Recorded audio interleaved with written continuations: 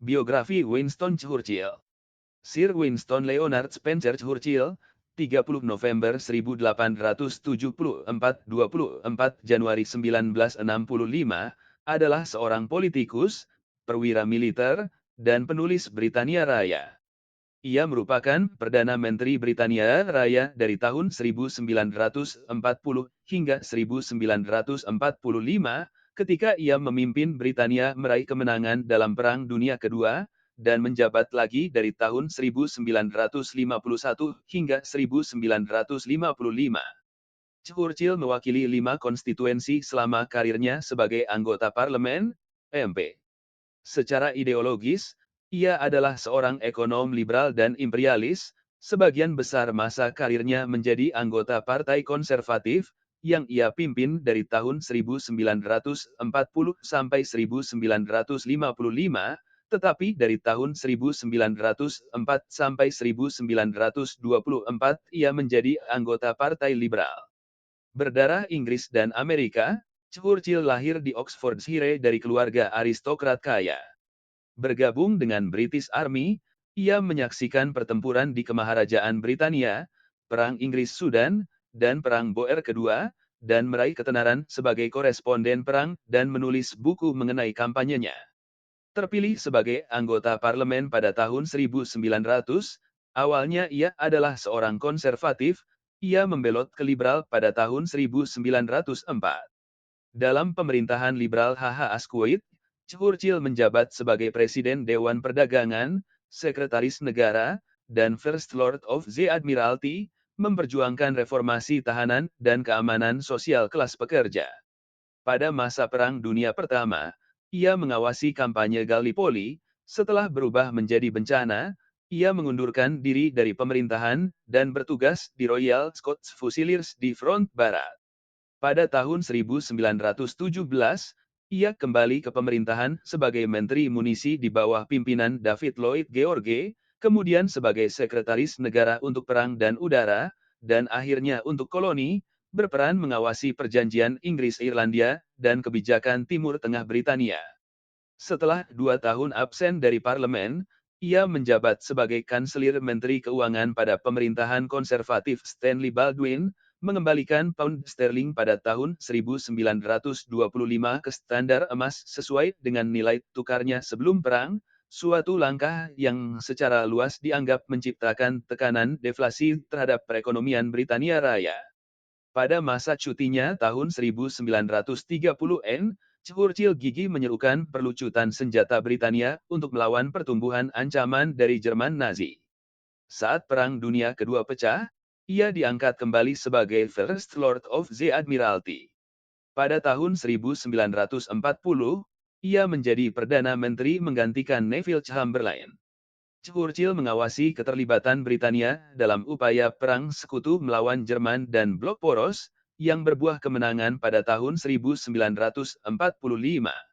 Kepemimpinannya pada masa perang dipuji secara luas, meskipun beberapa tindakan, seperti pengeboman Dresden dan tanggapannya terhadap kelaparan Benggala menimbulkan kontroversi. Setelah kekalahan konservatif dalam pemilihan umum 1945, ia menjadi pemimpin oposisi.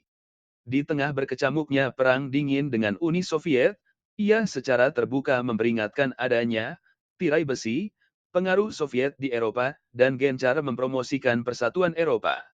Terpilih kembali sebagai Perdana Menteri pada tahun 1951, masa jabatan keduanya disibukkan dengan urusan luar negeri Imperium Britania, termasuk darurat Malaya, pemberontakan Mau Mau, Perang Korea, dan kudeta Iran yang didukung Britania. Di dalam negeri, pemerintahannya menekankan kebijakan pembangunan perumahan dan mengembangkan senjata nuklir. Di tengah-tengah kondisi kesehatan yang menurun, Churchill mengundurkan diri sebagai Perdana Menteri pada tahun 1955, tetapi tetap menjadi anggota parlemen sampai tahun 1964.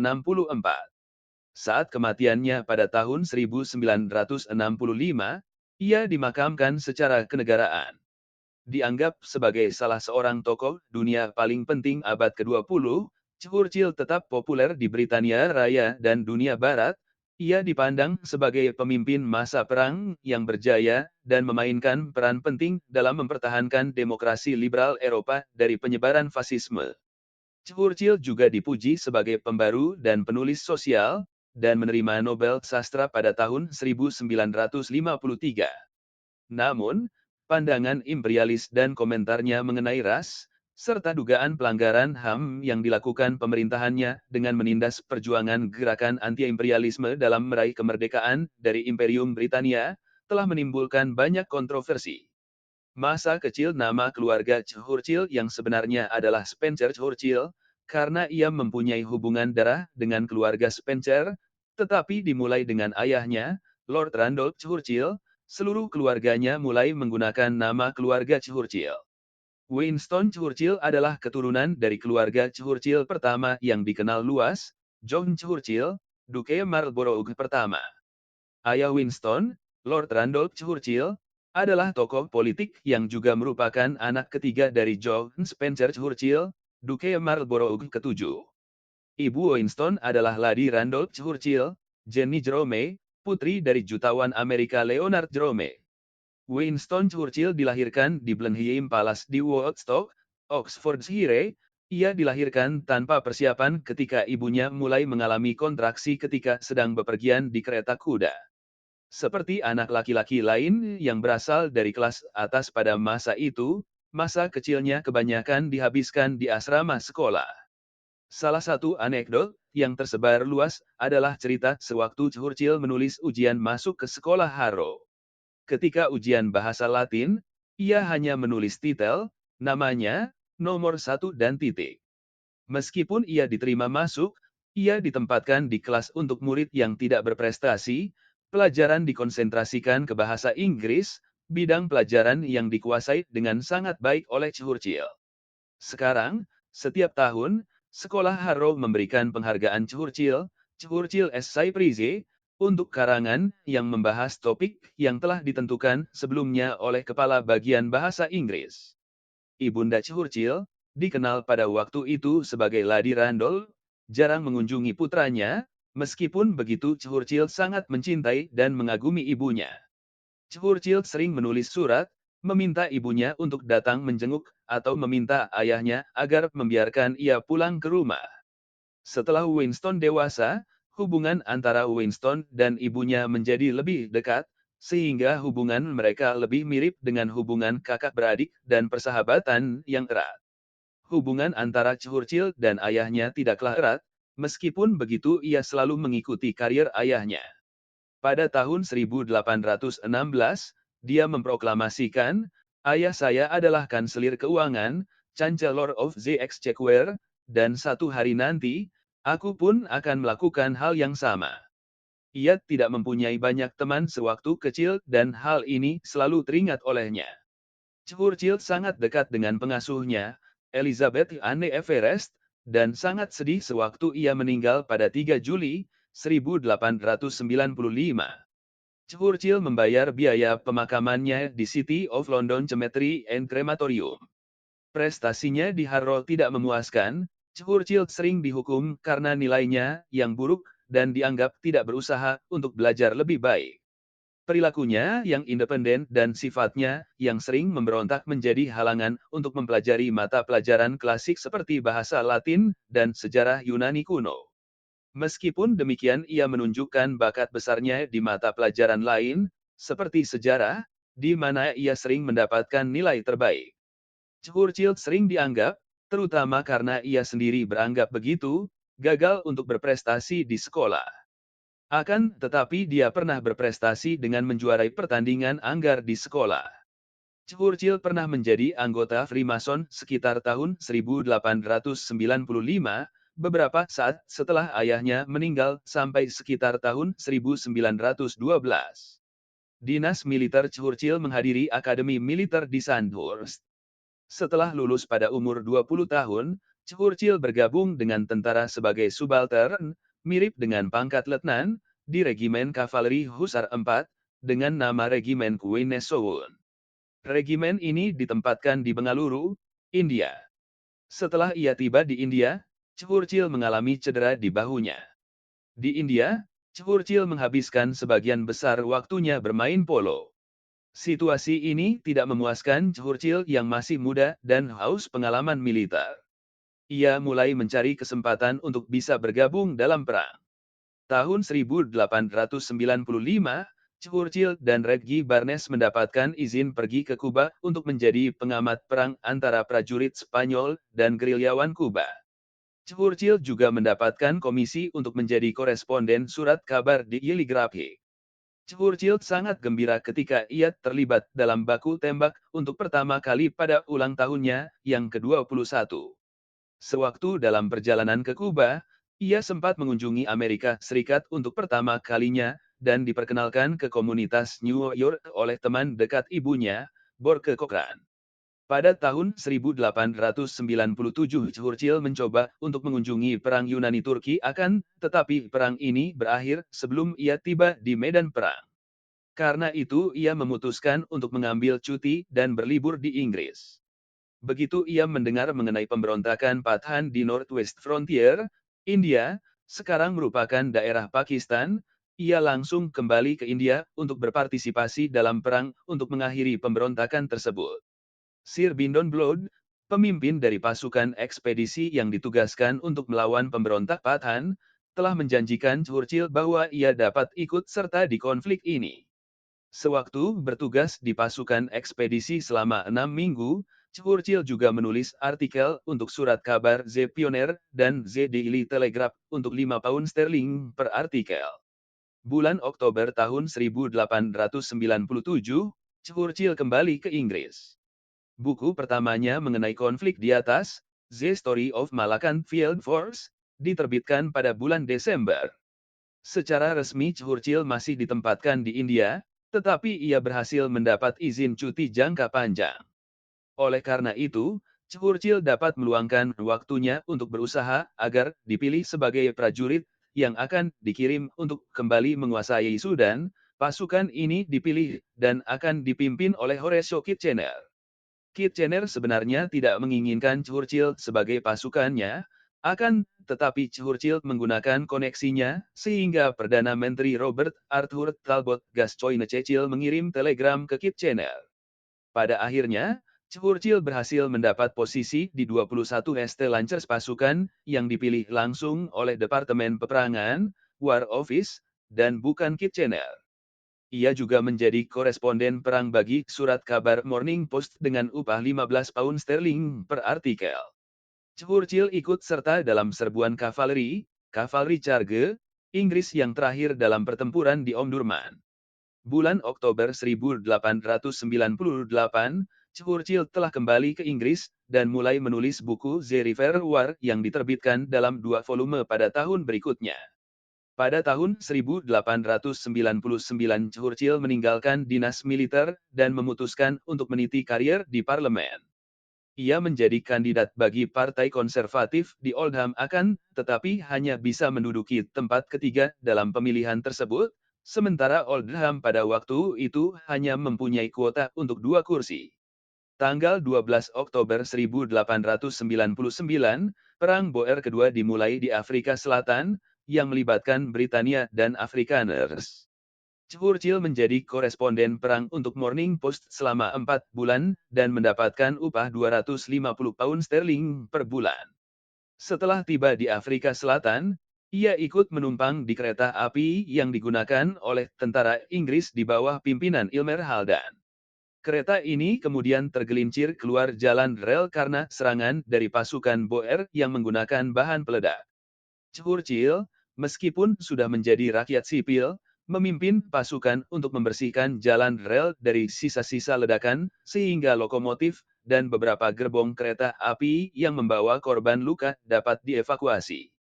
Meskipun kereta api itu akhirnya dapat meloloskan diri, Churchill, beberapa perwira dan prajurit lain tertangkap dan menjadi tahanan perang di Pretoria.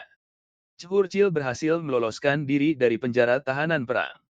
Aksi ini mengakibatkan banyak kritik dan kontroversi, karena ada yang menganggap bahwa Churchill seharusnya menunggu untuk Haldan dan 1 orang lagi yang merencanakan pelarian tersebut, Kedua orang ini tidak mampu atau tidak mau mengambil risiko meloloskan diri dengan memanjat pagar. Setelah berada di luar penjara Pretoria, Churchill menjelajah hampir 480 kilometer ke koloni Portugal di Lourenço Marques, Maputo Bay. Seorang warga negara Inggris yang berprofesi sebagai manajer tambang membantu Churchill dengan menyembunyikan Churchill di tambangnya. Kemudian dia menyeludupkan Churchill ke dalam kereta yang bertujuan keluar dari daerah Boer. Dengan aksi ini Churchill menjadi pahlawan nasional di Britania. Akan tetapi Churchill tidak kembali ke Inggris, ia memutuskan untuk menumpang kapal laut ke Durban untuk bergabung dengan pasukan yang dipimpin oleh Jenderal Redvers Buller. Pasukan ini bertujuan untuk menghancurkan pasukan Boer yang mengepung kota Ladysmith. Jika berhasil, pasukan ini juga bertujuan untuk mengambil kota Pretoria. Pada kali ini, meskipun masih menjadi koresponden perang, Churchill juga mendapatkan posisi di regimen kavaleri. Ia ikut serta dalam pertempuran di Spion Kop dan menjadi salah satu prajurit Inggris pertama yang memasuki Ladysmith dan Pretoria. Bahkan Churchill dan sepupunya, Charles Spencer Churchill, Duke Marlborough ke-9, berposisi jauh di depan pasukan Inggris yang lain di Pretoria. Kedua orang ini kemudian menuntut dan menerima penyerahan diri dari 52 prajurit Boer yang menjaga penjara. Churchill menerbitkan 2 buku mengenai Perang Boer, London to Ladysmith via Pretoria, yang diterbitkan pada bulan Mei, dan Ian Hamilton's March pada bulan Oktober tahun 1900. Karier politik Churchill menggunakan ketenaran yang didapatinya untuk memulai karier politik selama 60 tahun, bertugas sebagai seorang MP di House of Commons dari 1901-1922 dan 1924-1964. Awalnya adalah anggota Partai Konservatif, dia kemudian pindah ke Partai Liberal dan menjadi anggota kabinet ketika berusia awal 30 tahun. Dia merupakan salah seorang perancang politik dan kemiliteran bagi pendaratan Gallipoli yang menemui kegagalan di Dardanelles ketika Perang Dunia Pertama, yang menyebabkan dia diberi julukan sebagai penyembelih Gallipoli. Dia merupakan salah seorang yang menandatangani perjanjian Anglo-Irlandia pada tahun 1921 yang mendirikan negara bebas Irlandia. Partai Liberal kemudian dilanda perpecahan internal. Setelah kalah pada pemilu 1922 dengan Edwin Strindberg, ia kembali menjadi anggota Partai Konservatif. 2 tahun kemudian pada pemilu 1924 dia dilantik mewakili Epping sebagai konservatif.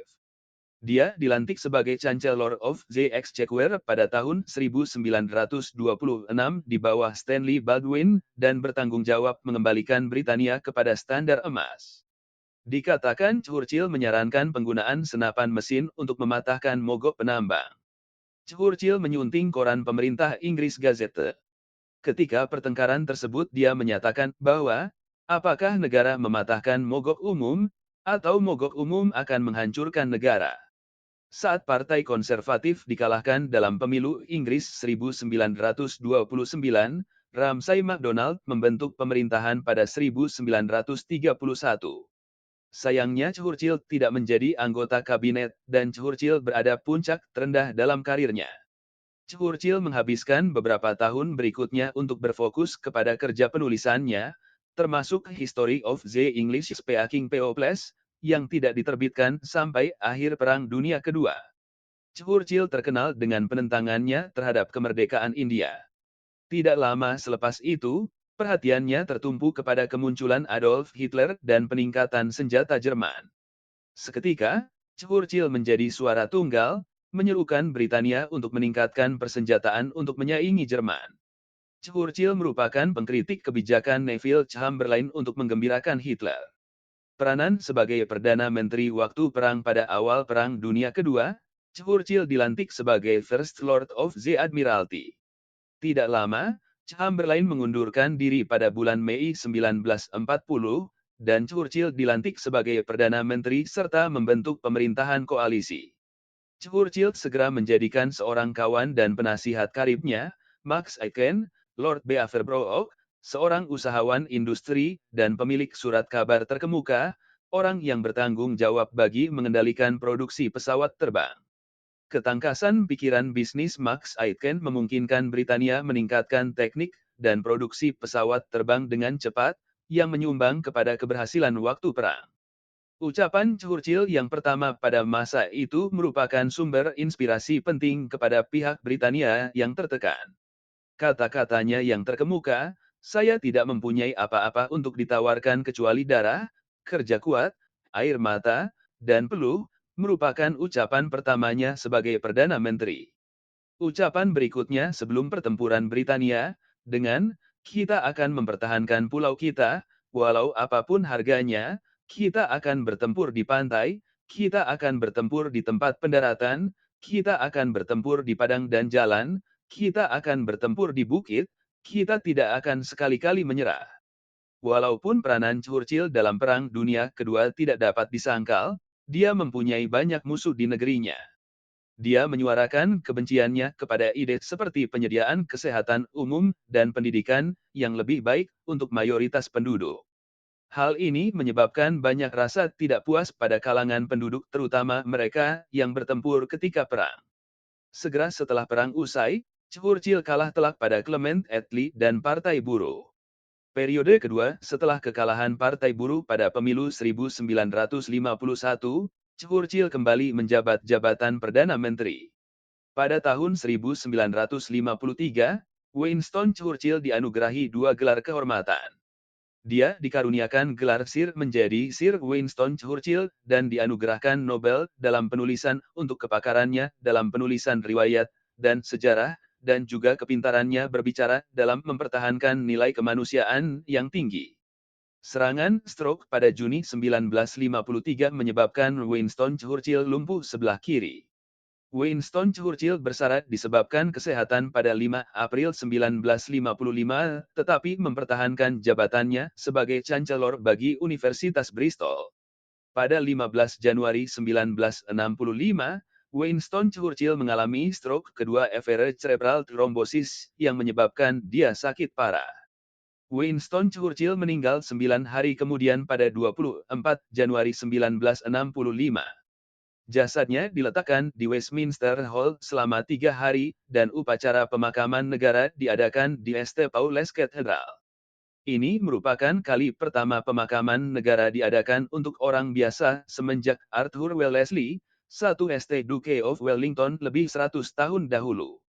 Atas permintaan Winston Churchill, dia dikebumikan di tanah keluarga di St. Martin's Churchyard, Bladon, Woodstock, Inggris. Pranala luar template SPON Wikipedia 3 Winston Churchill dicuri dari Demos, Works by Winston Churchill at Project Gutenberg Winston Churchill Memorial and Library at Westminster College, Missouri Churchill College Biography of Winston Churchill diarsipkan 2008-09-12 di Wayback Machine. FBI Files on Winston Churchill and Zionist Chapel Manuscript Foundation The Real Churchill, Critical, and Arabutal 2, The Real Churchill, Online Bibliography of Books on Churchill diarsipkan 2012-12-23 di Archives Online Gallery of Churchill's Numerous Oil Paintings Arsip-arsip yang berhubungan dengan Winston Churchill terdaftar di The National Archives, Britania Raya. Collected Churchill Podcasts and Speeches The Churchill Center website Churchill and the Great Republic Exhibition explores Churchill's relationship with the War Cabinet Minutes, 1942, 1942-43, 1945-46, 1946, Locations of Correspondence and Papers of Churchill at the National Archives of the UK The History Channel, Winston Churchill Yard Station 1, Winston Churchill Speech Audio Archive Hansard 180320005, kontribusi di parlemen oleh Winston Churchill Imperial War Museum, Churchill War Rooms. Comprising the original underground war rooms preserved since 1945, including the Cabinet Room, the Map Room and Churchill's Bedroom, and the new museum dedicated to Churchill's life. Potret Winston Churchill di National Portrait Gallery, London BBC Radio 4 Great Lives Winston Churchill Listen Online, http://www.bbc.co.uk/program/b00tpsvk, Inggris, Winston Churchill. Vint Agrave. Diakses tanggal 7 Desember 2013.